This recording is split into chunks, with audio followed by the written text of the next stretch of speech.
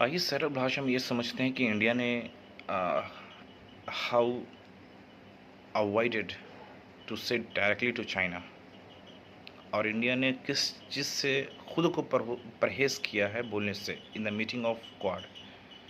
Let's see and understand this four key point. No direct mentions of China या Pakistan name. India अपने आप को avoid किया है taking the names of the country due to diplomatic norms and, और India कभी भी direct confrontations या एस्केलेशंस नहीं चाहता। That is why India did not take the name of the country. Without taking the name, India condemned the attack of Pahalgam. दूसरा, India Ukraine के मुद्दे पे, गाज़ा इसराइल के मुद्दे पे, ईरान इसराइल के मुद्दे पे कोई भी स्टेटमेंट देने से परहेज किया है वेस्टर्न ब्लॉक के साथ जो करंट सिनेरियो है। इंडिया की जो न्यूट्रल इंटरेस्ट है for the first positioning in the global conflict, वो उसको मेंटेन किया है। तीसरा, no discussions on military coordinations. कोई भी डिस्कशंस क्वाड का मिलिट्री कोऑर्डिनेशंस नहीं किया गया, क्योंकि इंडिया नहीं चाहता कि कभी भी नाटो की तरह क्वाड जो है first finance, technological exchange, disaster management, disaster response के लिए क्वाड बनाया गया है। इंडिया ये कभी नहीं चाहेगा कि क्वाड जो है एक मिलिट्राइज कोऑर्डिनेशन हो, मिलिट्री कोऑपरेशंस बने इन द फ्यूचर।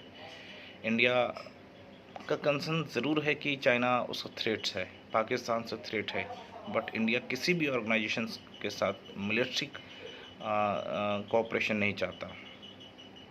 एंड चौथा, नो कमेंट ऑन ताइवान या हांगकांग। कोई भी कमेंट ताइवान और हांगकांग पे नहीं है। इंडिया अपने आप को रेड लाइंस फ्रॉम चाइना से दूर रखा है एंड किसी भी टॉपिक पे ख़ुद को बोलने से परहेज रखा, क्योंकि वो नहीं चाहता इंडिया की डायरेक्ट प्रोवोक करे बीजिंग को एंड मैसेज जाए डायरेक्टली टू द बीजिंग।